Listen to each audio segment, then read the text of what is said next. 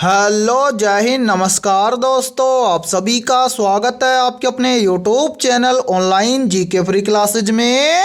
आज के इस क्लास में हम रेलवे ग्रुप डी परीक्षा 2025 के लिए पांचवा मॉडल पेपर लेकर आए हैं और इस पांचवें मॉडल पेपर के अंदर हम बहुत ही इंपॉर्टेंट क्वेश्चनों को कवर करेंगे और ये सभी क्वेश्चन आपके रेलवे ग्रुप डी एग्जाम 2025 के लिए इंपॉर्टेंट रहेंगे।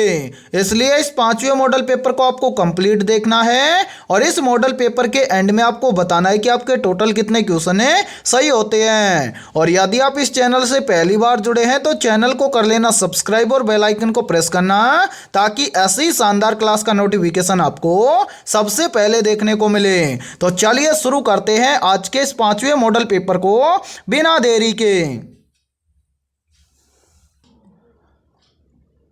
पहला प्रश्न है आप सभी के सामने, उस संख्या का चयन करें जो निम्नलिखित श्रृंखला में प्रश्न चिन्ह को प्रतिस्थापित कर सकती है। यानी कि पहला प्रश्न आप सभी के सामने सीरीज से संबंधित प्रश्न दिया गया है और आपसे पूछा गया है कि इस सीरीज में इस प्रश्न चिन्ह के स्थान पर कौन सी संख्या आएगी। तो इस टाइप के प्रश्न को आप एग्जाम में देखते ही फटाफट से कैसे सोल्व करेंगे, तो वो देखिए आपको जब भी एग्जाम में सीरीज से संबंधित प्रश्न दिया जाए तो आपको क्या करना है, सबसे पहले तो आपको यह देखना है कि सीरीज में आपको क्या क्या दिया गया है। तो यहां पर देखिए सीरीज में दिया गया है सबसे पहले 5, 5 के बाद में 10, 10 के बाद में 17, 17 के बाद में 26 और 26 के बाद में आपसे पूछा गया है कि इस प्रश्न चिन्ह के स्थान पर कौन सी संख्या आएगी। तो मेरे भाई ध्यान से समझिए इस प्रश्न को किस लॉजिक के आधार पर सोल्व किया गया है। तो वो देखिए यहां पर हमसे पूछा गया है कि इस सीरीज में इस प्रश्न चिन्ह के स्थान पर कौन सी संख्या आएगी। तो यहां पर देखिए सबसे पहले 5 से कितना बन रहा है 10, तो 5 से 10 बन जाएगा कैसे, यदि हम 5 के अंदर क्या कर दें +5 कर दें तो 5 और 5 मिलकर बन जाएगा 10। फिर देखिए 10 से कितना बन रहा है 17, तो 10 से 17 कैसे बनेगा। तो यहां पर देखिए यदि हम 10 के अंदर क्या कर दें +7 कर दें तो 10 और 7 मिलकर बन जाएगा 17। फिर देखिए 17 से कितना बन रहा है 26, तो 17 से 26 कैसे बनेगा। तो मेरे भाई यहां पर देखिए यदि हम 17 के अंदर क्या कर दें +9 कर दें तो 17 और 9 मिलकर बन जाएगा 26। फिर आपसे पूछा गया है कि 26 के बाद में इस प्रश्न चिन्ह के स्थान पर कौन सी संख्या आएगी। तो प्रश्न चिन्ह की वैल्यू निकालने से पहले आपको क्या करना है, नीचे जो ये वाली संख्या आई है इस संख्या को ध्यान से देखना है कि यहां पर हुआ क्या है। तो यहां पर देखिए मेरे भाई यहां पर देखिए 5 से 10 बनाए कैसे +5 करने से, 10 से 17 बनाए कैसे +7 करने से, फिर देखिए 17 से 26 बनाए कैसे +9 करने से। तो 26 से प्रश्न चिन्ह के स्थान पर क्या बनेगा। तो देखिए मेरे भाई प्रश्न चिन्ह की वैल्यू ज्ञात करने से पहले यहां पर देखिए सभी के अंदर क्या हुआ है प्लस हुआ है, तो इतना हमें भी पता चल गया कि आगे भी क्या होगा प्लस होगा, लेकिन कितना प्लस होगा वो देखेंगे। यहां पर देखिए पहले हुआ +5, फिर हुआ +7, फिर हुआ +9, अब 9 के बाद में कितना प्लस होगा। तो वो देखिए यहां पर देखिए मेरे भाई 5 के बाद में क्या हो रहा है 7, तो 5 से 7 बन जाएगा कैसे, यदि हम 5 के अंदर क्या कर दें +2 कर दें तो 5 और 2 मिलकर बन जाएगा 7। फिर देखिए 7 से कितना बन रहा है 9, तो 7 से 9 कैसे बनेगा। तो यहां पर देखिए यदि हम 7 के अंदर भी क्या कर दें +2 कर दें तो 7 और 2 मिलकर बन जाएगा 9। फिर देखिए 9 से अगली संख्या में ज्ञात करनी है, तो 9 से अगली संख्या ज्ञात करने से पहले हमें क्या करना है, यहां पर भी नीचे जो संख्या है इस संख्या को ध्यान से देखना है कि यहां पर हुआ क्या है। तो मेरे भाई यहां पर देखिए 5 से 7 बना कैसे +2 करने से, 7 से 9 बना कैसे +2 करने से, तो अब 9 से अगली संख्या निकालेंगे कैसे। तो यहां पर देखिए पहले 2 हुआ उसके बाद में भी +2 हुआ, ठीक है। तो आगे मेरे भाई हम क्या कर देंगे +2 कर देंगे, तो 9 के अंदर +2 कर देंगे तो 9 से अगली संख्या ज्ञात हो जाएगी। तो 9 के अंदर +2 करेंगे तो 9 और 2 हो जाएगा 11, यानी कि 9 के बाद में प्लस होगा 11। अब इस प्रश्न चिन्ह की वैल्यू निकालने के लिए हम क्या करेंगे, इस 26 के अंदर इस 11 को यदि हम ऐड कर देंगे तो इस प्रश्न चिन्ह की वैल्यू ज्ञात हो जाएगी। तो यहां पर देखिए 26 के अंदर कितना ऐड करना है 11, तो मेरे भाई 26 और 11 कितना हो जाएगा, तो 26 और 11 मिलकर हो जाएगा 37, यानी कि इस प्रश्न चिन्ह के स्थान पर संख्या भरी जाएगी 37। अब हमें देखना है कि 37 किसी ऑप्शन में है, तो हाँ सर 37 हमें दिया गया है ऑप्शन सी के अंदर। तो पहले प्रश्न के अंदर ऑप्शन सी हो जाएगा सभी का करेक्ट आंसर। तो उम्मीद करता हूं कि पहला प्रश्न आपको अच्छे से क्लियर हो गया होगा, और जब भी इस टाइप का प्रश्न आपको एग्जाम में दिया जाएगा तो आप फटाफट से सोल्व कर लेंगे। ठीक है, तो चलिए फिर अगला प्रश्न देखते हैं।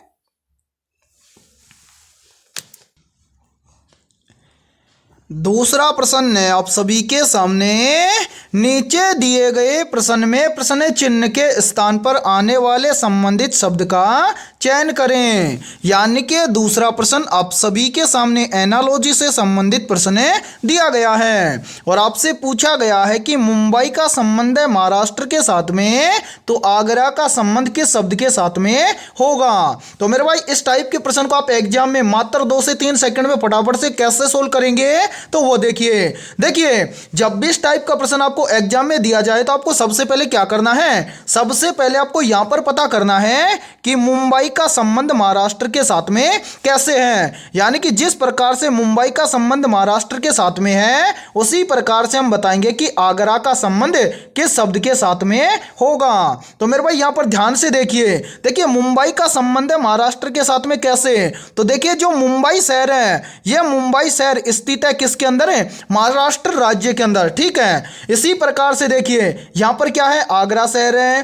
तो आपको बताना है कि आगरा शहर किस राज्य के अंदर स्थित है। तो मेरे भाई जिस प्रकार से मुंबई शहर महाराष्ट्र राज्य के अंदर स्थित है उसी प्रकार से आगरा शहर स्थित है उत्तर प्रदेश के अंदर। ठीक है, या हम बोल सकते हैं कि जो आगरा है ये उत्तर प्रदेश राज्य के अंदर स्थित है। तो इस प्रश्न चिन्ह के स्थान पर शब्द भरा जाएगा उत्तर प्रदेश। अब हमें देखना है कि उत्तर प्रदेश शब्द किसी ऑप्शन में है, तो आंसर उत्तर प्रदेश शब्द हमें दिया गया है ऑप्शन बी के अंदर है। तो दूसरे प्रश्न के अंदर ऑप्शन बी हो जाएगा सभी का करेक्ट आंसर। तो उम्मीद करता हूं कि दूसरा प्रश्न भी आपको अच्छे से क्लियर हो गया होगा, और जब भी इस टाइप का प्रश्न आपको एग्जाम में दिया जाएगा तो फटाफट से सोल्व कर लेंगे। ठीक है, तो चलिए फिर अगला प्रश्न देखते हैं। तीसरा प्रश्न है आप सभी के सामने। यदि किसी निश्चित कूट भाषा में LET को 12520 के रूप में कोड किया जाता है तो इसी भाषा में WIN को कैसे कोड किया जाएगा। यानी कि तीसरा प्रश्न आप सभी के सामने कोडिंग डिकोडिंग से संबंधित प्रश्न दिया गया है, और मेरे भाई कोडिंग डिकोडिंग से संबंधित प्रश्न को आप एग्जाम में मात्र 2 से 3 सेकंड में फटाफट से सोल्व कैसे करेंगे, तो वो देखिए आपको जब भी एग्जाम के अंदर कोडिंग डिकोडिंग से संबंधित प्रश्न दिया जाए तो आपको क्या करना है, सबसे पहले तो आपको यहां पर पता करना है कि यहां पर LET को यहां पर 12520 कैसे लिखा गया है। तो मेरे भाई यहां पर देखिए सबसे पहले आप यहां पर देखिए कि LET को यहां पर 12520 कैसे लिखा गया है, फिर इसी प्रकार से हम यहां पर बताएंगे कि WIN को क्या लिखा जाएगा। तो मेरे भाई यहां पर देखिए यदि आपको अल्फाबेट लेटर अच्छे से याद है नंबरिंग के साथ में, तो यहां पर देखिए यहां पर पहला लेटर है L का नंबर होता है 12, और यहां पर देखिए इसको लिखा गया है 12। ठीक है, फिर यहां पर देखिए L के बाद में लेटर है E का नंबर होता है 5, और ध्यान से देखिए यहां पर लिखा गया है 5।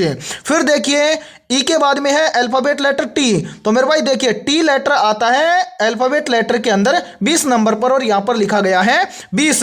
यानी कि मैं उम्मीद कर सकता हूं कि यहां पर आपको अच्छे से समझ में आ गया होगा कि LET को यहां पर 12520 के रूप में कैसे लिखा गया है। यानी कि यहां पर ये सभी जो अल्फाबेट लेटर दिए गए हैं इन सभी का नंबरिंग करके ऐसे कि ऐसे इनके सामने लिखा गया है। तो अब आसानी से आप बता सकते हैं कि WIN को क्या लिखा जाएगा। तो मेरे भाई यहां पर ध्यान से देखिए आपसे पूछा गया है कि WIN को क्या लिखा जाएगा।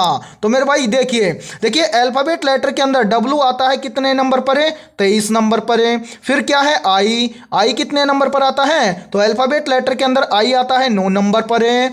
फिर देखिए आई के बाद में क्या है एन, मेरे भाई एन आता है अल्फाबेट लेटर के अंदर है 14 नंबर पर है, यानी कि WIN को लिखा जाएगा 23914। अब हमें देखना है कि 23914 किसी ऑप्शन में है, तो आंसर 23914 में दिया गया है ऑप्शन ए के अंदर है। तो मेरे भाई तीसरे प्रश्न के अंदर ऑप्शन ए हो जाएगा सभी का करेक्ट आंसर। तो उम्मीद करता हूं कि तीसरा प्रश्न आपको अच्छे से क्लियर हो गया होगा, और जब भी आपको एग्जाम में कोडिंग डिकोडिंग से संबंधित प्रश्न प्रश्न दिया जाएगा तो आप फटाफट से सोल्व कर लेंगे। ठीक है, और यहां पर देखिए आप सभी के लिए बहुत ही इंपॉर्टेंट सूचना है, यदि आप पहली बार में रेलवे ग्रुप डी एग्जाम 2025 को क्रैक करना चाहते हैं तो हमने आपके रेलवे ग्रुप डी एग्जाम 2025 के लिए GK, GS, mathematics, science, current affairs और रीजनिंग के लगभग 21,000 प्लस मोस्ट इंपोर्टेंट क्वेश्चनों का पीडीएफ तैयार किया है। यदि आप ये 21,000 प्लस मोस्ट इंपोर्टेंट क्वेश्चनों का पीडीएफ लेना चाहते हैं तो आप हमारे इस व्हाट्सएप नंबर पर कांटेक्ट करके ले सकते हैं। और इस पीडीएफ की प्राइस हमने रखी है मात्र और मात्र 51 रुपए, यानी कि 51 रुपए की फीस के अंदर आपको 21,000 प्लस मोस्ट इंपोर्टेंट क्वेश्चनों का पीडीएफ दिया जाएगा।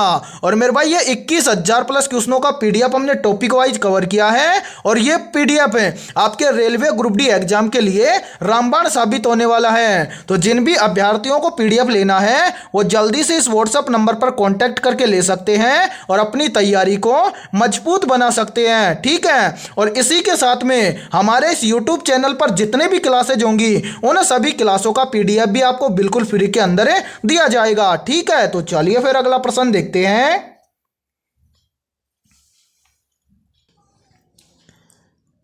चौथा प्रश्न है आप सभी के सामने, नीचे दिए गए विकल्पों में से संबंधित संख्या को चुनिए। यानी कि चौथा प्रश्न आप सभी के सामने नंबर एनालॉजी से संबंधित प्रश्न दिया गया है और आपसे पूछा गया है कि 524 का संबंध 43 के साथ में तो 642 का संबंध किस संख्या के साथ में होगा। तो इस टाइप के प्रश्न को आप एग्जाम में देखते ही फटाफट से और मात्र 2 से 3 सेकंड में कैसे सोल्व करेंगे, तो वो देखिए आपको जब भी एग्जाम के अंदर नंबर एनालॉजी से संबंधित प्रश्न दिया जाए तो आपको क्या करना है, सबसे पहले तो आपको यहां पर पता करना है कि 524 से यहां पर 43 कैसे लिखा गया है। यानी कि जिस प्रकार से 524 से 43 लिखा गया है सेम उसी प्रकार से हम यहां पर बताएंगे कि 642 से इस प्रश्न चिन्ह के स्थान पर क्या लिखा जाएगा। तो यहां पर ध्यान से समझिए इस प्रश्न को किस लॉजिक के आधार पर सोल्व किया गया है। तो वो देखिए यहां पर देखिए मेरे भाई, यानी कि 524 से यहां पर 43 बनाया गया है कैसे। तो सबसे पहले क्या किया गया है, इस 524 की तीनों संख्याओं को आपस में किया गया है गुणा। तो 524 की तीनों संख्याओं को आपस में गुणा करेंगे तो यहां पर कितना बन जाएगा, तो देखिए 5 दूना हो जाएगा 10 और 10 चौक कितना हो जाएगा, तो मेरे भाई 10 चौक हो जाएगा 40। अब यहां पर ध्यान से देखिए यहां पर लिखा गया है 43 और हमारे पास आया है 40, तो मेरे भाई 40 से 43 बन जाएगा कैसे, यदि यहां पर देखिए इस 40 के अंदर +3 कर दिया जाए तो 40 और 3 हो जाएगा 43 और 43 यहां पर आप सभी के सामने दिया गया है। अब क्या करेंगे, यही सेम लॉजिक हम लगाएंगे 642 के अंदर और इस प्रश्न चिन्ह की वैल्यू ज्ञात करेंगे। तो करेंगे क्या, सेम इस 524 की तरह इस 642 की तीनों संख्याओं को भी सबसे पहले आपस में गुणा कर देंगे। तो मेरे भाई यहां पर देखिए 642 की तीनों संख्याओं को आपस में गुणा करेंगे तो यहां पर कितना बन जाएगा, तो देखिए यहां पर देखिए 6 चौका हो जाएगा 24 और 24 दुआ हो जाएगा 48। अब यहां पर देखिए जिस प्रकार से 40 के अंदर +3 करके यहां पर लिखा गया है 43, इसी प्रकार से हम क्या कर देंगे 48 के अंदर कर देंगे +3। तो 48 और 3 कितना हो जाएगा, तो मेरे भाई 48 और 3 हो जाएगा 51। यानी कि इस प्रश्न चिन्ह के स्थान पर संख्या भरी जाएगी 51। अब हमें देखना है कि 51 किसी ऑप्शन में है, तो आंसर 51 हमें दिया गया है ऑप्शन ए के अंदर है। तो चौथे प्रश्न के अंदर ऑप्शन ए हो जाएगा सभी का करेक्ट आंसर। तो उम्मीद करता हूं कि ये चौथा प्रश्न भी आपको अच्छे से क्लियर हो गया होगा और जब भी इस टाइप का प्रश्न आपको एग्जाम में दिया जाएगा तो फटाफट से सोल्व कर लेंगे। ठीक है, तो चलिए फिर अगला प्रश्न देखते हैं।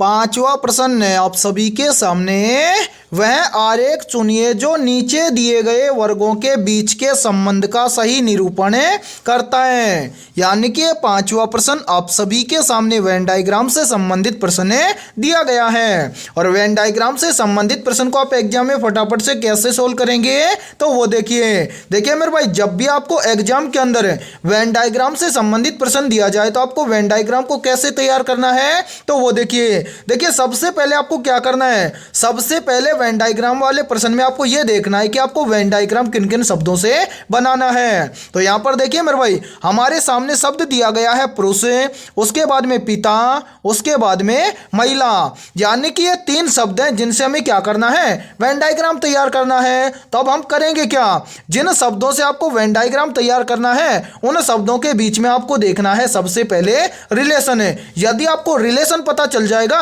तो आप वेन डायग्राम वाले प्रश्न को आसानी से और फटाफट से सोल्व करेंगे।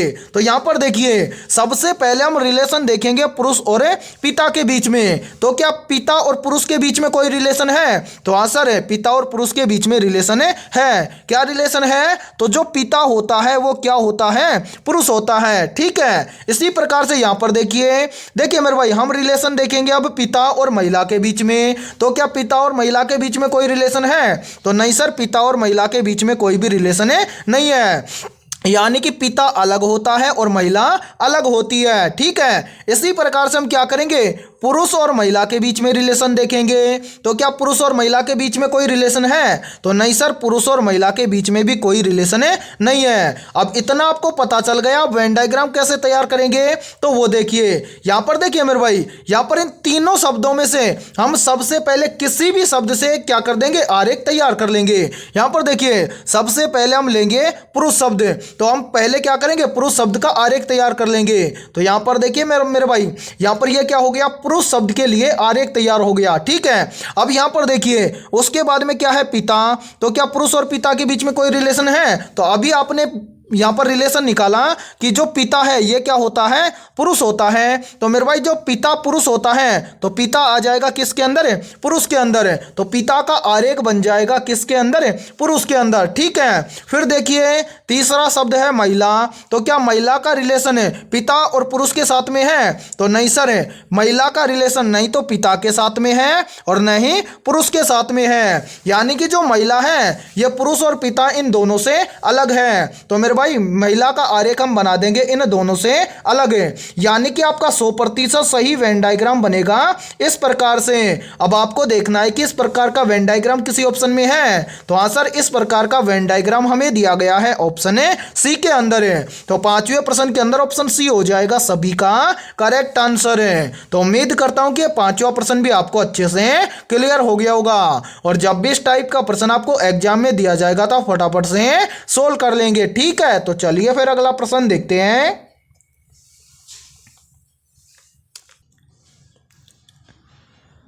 6ठा प्रश्न है आप सभी के सामने, भारतीय संविधान का अनुच्छेद 370 किस राज्य से संबंधित था? ऑप्शन ए है पंजाब राज्य से, ऑप्शन बी है जम्मू और कश्मीर राज्य से, ऑप्शन सी है नागालैंड राज्य से, और ऑप्शन डी है मणिपुर राज्य से। तो यहां पर देखिए, इन चारों में से करेक्ट आंसर हो जाएगा सभी का ऑप्शन है बी, यानी कि भारतीय संविधान का अनुच्छेद 370 जम्मू और कश्मीर राज्य से संबंधित था। तो 6ठे प्रश्न के अंदर करेक्ट आंसर हो जाएगा सभी का ऑप्शन है बी। और मेरे भाई, यहां पर देखिए, यदि ये क्लास आपको पसंद आ रही है तो जल्दी से एक बार इस क्लास को लाइक कर दीजिए, और यदि आप इस चैनल से पहली बार जुड़े हैं तो चैनल को कर लीजिए सब्सक्राइब और साथ में बेल आइकन को प्रेस करना, ताकि ऐसी शानदार क्लास का नोटिफिकेशन आपको सबसे पहले देखने को मिले। और इस क्लास के अंदर जितने भी क्वेश्चन होंगे वो सभी क्वेश्चन आपके रेलवे ग्रुप डी एग्जाम 2025 के लिए रामबाण साबित होने वाले हैं, इसलिए इस क्लास को आपको कंप्लीट देखना है, और इस क्लास के एंड में आपको बताना है कि आपके टोटल कितने क्वेश्चन है सही होते हैं। ठीक है, तो चलिए फिर अगला प्रश्न देखते हैं। 7वां प्रश्न है आप सभी के सामने, कौन सा रक्त समूह सार्वभौमिक दाता के रूप में जाना जाता है? मोस्ट इंपोर्टेंट प्रश्न है ये, चाहे तो आप इस प्रश्न का स्क्रीनशॉट भी ले सकते हैं, क्योंकि इस टाइप के प्रश्न एग्जाम के अंदर बार बार रिपीट होते हैं। तो जल्दी से बताइए, इन चारों में से करेक्ट आंसर है क्या होगा? आपसे पूछा गया है कि कौन सा रक्त समूह सार्वभौमिक दाता के रूप में जाना जाता है। तो यहां पर देखिए, इन चारों में से करेक्ट आंसर हो जाएगा सभी का ऑप्शन है डी, यानी कि ओ रक्त समूह सार्वभौमिक दाता के रूप में जाना जाता है। तो 7वें प्रश्न के अंदर करेक्ट आंसर हो जाएगा सभी का ऑप्शन है डी। तो चलिए फिर अगला प्रश्न देखते हैं। आठवां प्रश्न है आप सभी के सामने, सांची का स्तूप किसके शासनकाल में बनाया गया था? मोस्ट इंपोर्टेंट प्रश्न है ये भी। ऑप्शन ए अशोक के शासनकाल में, ऑप्शन बी है हर्षवर्धन के शासनकाल में, ऑप्शन सी है समुद्रगुप्त के शासनकाल में, और ऑप्शन डी है चंद्रगुप्त मौर्य के शासनकाल में। तो यहां पर देखिए इन चारों में से करेक्ट आंसर हो जाएगा सभी का ऑप्शन है ए, यानी कि सांची का स्तूप अशोक के शासनकाल में बनाया गया था। तो आठवें प्रश्न के अंदर करेक्ट आंसर हो जाएगा सभी का ऑप्शन है ए। तो चलिए फिर अगला प्रश्न देखते हैं।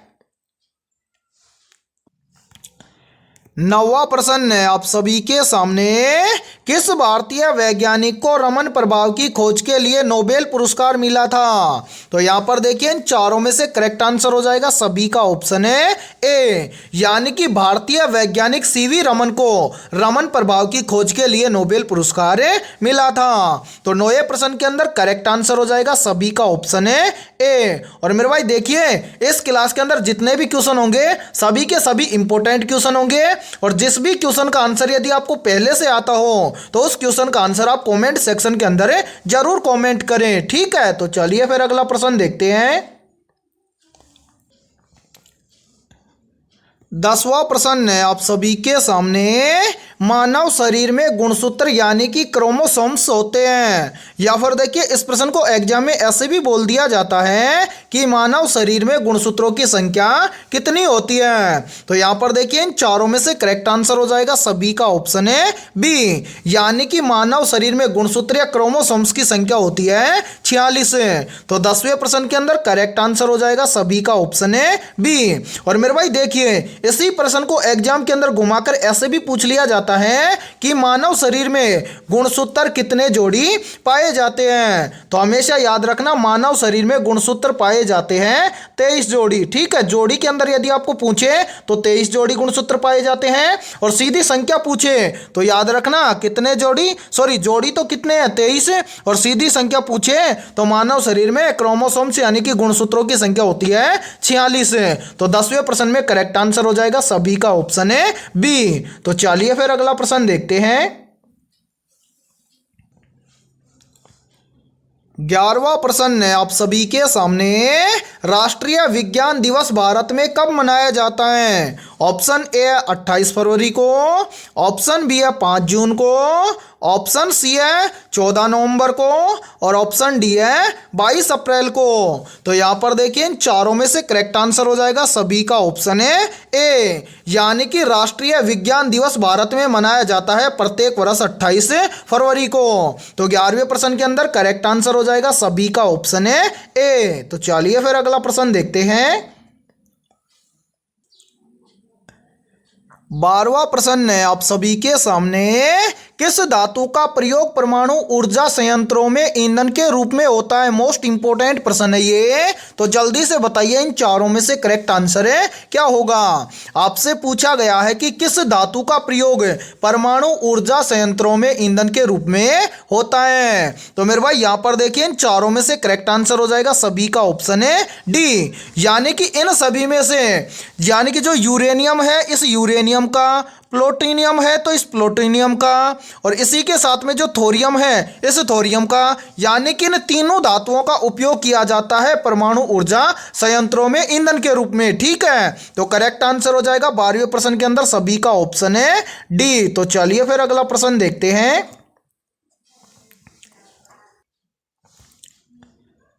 13वां प्रश्न है आप सभी के सामने, ओलंपिक खेलों का आयोजन कितने वर्षों के अंतराल पर होता है? ऑप्शन ए 2 वर्षों के अंतराल पर है, ऑप्शन बी है 3 वर्ष के अंतराल पर है, ऑप्शन सी है 4 वर्ष के अंतराल पर है, और ऑप्शन डी है 5 वर्ष के अंतराल पर है। तो मेरे भाई यहां पर देखिए इन चारों में से करेक्ट आंसर हो जाएगा सभी का ऑप्शन है सी, यानी कि ओलंपिक खेलों का आयोजन 4 वर्षों के अंतराल पर होता है। तो 13वें प्रश्न के अंदर करेक्ट आंसर हो जाएगा सभी का ऑप्शन है सी। तो चलिए फिर अगला प्रश्न देखते हैं। 14वां प्रश्न है आप सभी के सामने, कौन सा राज्य चाय उत्पादन के लिए प्रसिद्ध है? ऑप्शन ए पंजाब राज्य है, ऑप्शन बी है असम राज्य, ऑप्शन सी है राजस्थान राज्य और ऑप्शन डी है गुजरात राज्य। तो जल्दी से बताइए इन चारों में से करेक्ट आंसर है क्या होगा। आपसे पूछा गया है कि कौन सा राज्य चाय उत्पादन के लिए प्रसिद्ध है। तो यहां पर देखिए इन चारों में से करेक्ट आंसर हो जाएगा सभी का ऑप्शन है बी, यानी कि भारत का असम राज्य चाय उत्पादन के लिए प्रसिद्ध है। तो 14वें प्रश्न के अंदर करेक्ट आंसर हो जाएगा सभी का ऑप्शन है बी। तो चलिए फिर अगला प्रश्न देखते हैं। 15वां प्रश्न है आप सभी के सामने, निम्न में से डीएनए का पूरा नाम है क्या है। तो जल्दी से बताइए इन चारों में से करेक्ट आंसर है क्या होगा। आपसे पूछा गया है कि निम्न में से डीएनए का पूरा नाम है क्या है। तो मेरे भाई यहां पर देखिए इन चारों में से करेक्ट आंसर हो जाएगा सभी का ऑप्शन है ए, यानी कि डीएनए का पूरा नाम होता है डीऑक्सी राइबो न्यूक्लिक एसिड। तो 15वें प्रश्न के अंदर करेक्ट आंसर हो जाएगा सभी का ऑप्शन है ए। तो चलिए फिर अगला प्रश्न देखते हैं। 16वां प्रश्न है आप सभी के सामने, भारत में योजना आयोग की जगह किस संस्था की स्थापना की गई है। तो यहां पर देखिए इन चारों में से करेक्ट आंसर हो जाएगा सभी का ऑप्शन है ए, यानी कि भारत में योजना आयोग की जगह नीति आयोग संस्था की स्थापना की गई है। तो 16वें प्रश्न के अंदर करेक्ट आंसर हो जाएगा सभी का ऑप्शन है ए। तो चलिए फिर अगला प्रश्न देखते हैं। 17वां प्रश्न है आप सभी के सामने, शरीर में कौन सा अंग इंसुलिन हार्मोन का उत्पादन करता है। या फिर देखिए एग्जाम के अंदर इस प्रश्न को ऐसे भी पूछ लिया जाता है कि मानव शरीर में किस ग्रंथि के द्वारा इंसुलिन नामक हार्मोन का उत्पादन होता है। तो यहां पर देखिए इन चारों में से करेक्ट आंसर हो जाएगा सभी का ऑप्शन है बी, यानी कि मानव शरीर में अग्नाशय ग्रंथि के द्वारा इंसुलिन नामक हार्मोन का उत्पादन किया जाता है। तो 17वें प्रश्न के अंदर करेक्ट आंसर हो जाएगा सभी का ऑप्शन है बी। और मेरे भाई यहां पर देखिए कुछ पॉइंट्स हैं, इनको भी आप याद रखना क्योंकि ये पॉइंट काफी बार एग्जाम के अंदर पूछ लिए जाते हैं। देखिए पहला पॉइंट है क्या, पूछा जाता है कि मानव शरीर की सबसे बड़ी ग्रंथि कौन सी है। तो याद रखना मानव शरीर की सबसे बड़ी ग्रंथि है यकृत ग्रंथि। इसके बाद में पूछा जाता है कि मानव शरीर में यूरिया का निर्माण कहां पर होता है। तो याद रखना मानव शरीर में यूरिया का निर्माण होता है यकृत ग्रंथि के अंदर, ठीक है। इसी के साथ में देखिए एक प्रश्न और भी पूछा जाता है कि मानव शरीर में रक्त का शुद्धिकरण कहां पर होता है। तो याद रखना मानव शरीर में रक्त का शुद्धिकरण होता है गुर्दा में, ठीक है। तो करेक्ट आंसर हो जाएगा 17वें प्रश्न के अंदर सभी का ऑप्शन है बी, ठीक है। तो चलिए फिर अगला प्रश्न देखते हैं।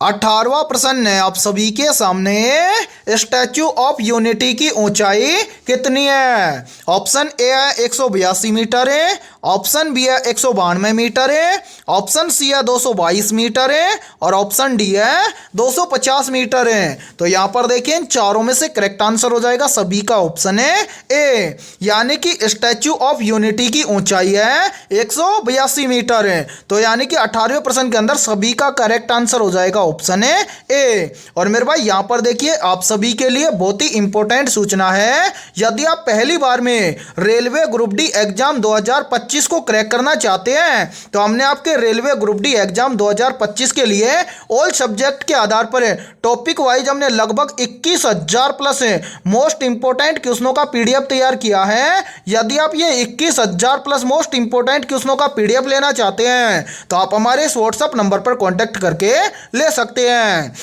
व्हाट्सएप नंबर है 7374826893। ये हमारा व्हाट्सअप नंबर है, इस व्हाट्सअप नंबर पर आप कांटेक्ट करके इस पीडीएफ को ले सकते हैं। और मेरे भाई इस पीडीएफ की प्राइस हमने रखी है मात्र और मात्र 51 रुपये, यानी कि 51 रुपये की फीस के अंदर आपको 21,000 प्लस मोस्ट इंपोर्टेंट क्वेश्चनों का पीडीएफ दिया जाएगा। और ये 21,000 प्लस क्वेश्चनों का पीडीएफ आपके रेलवे ग्रुप डी एग्जाम 2025 के लिए रामबाण साबित होने वाला है। तो जिन भी अभ्यर्थियों को ये पीडीएफ लेना है वो जल्दी से इस व्हाट्सएप नंबर पर कांटेक्ट करके ले सकते हैं और अपनी तैयारी को मजबूत बना सकते हैं, ठीक है। तो चलिए फिर अगला प्रश्न देखते हैं।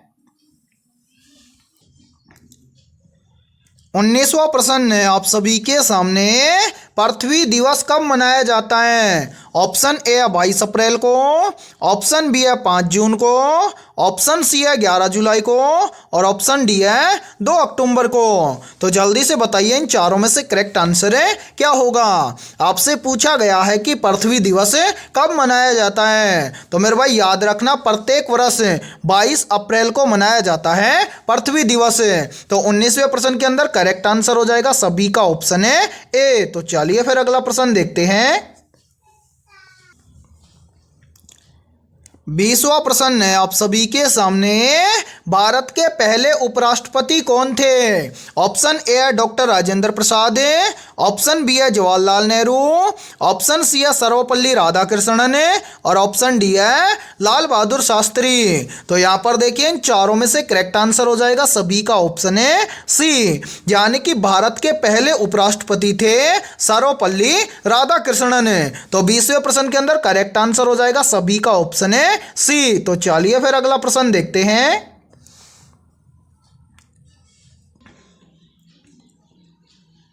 21वां प्रश्न है आप सभी के सामने, कौन सी गैस ग्रीन हाउस प्रभाव के लिए मुख्य रूप से जिम्मेदार है? ऑप्शन ए है नाइट्रोजन गैस, ऑप्शन बी है ऑक्सीजन गैस, ऑप्शन सी है कार्बन डाइऑक्साइड गैस और ऑप्शन डी है हीलियम गैस।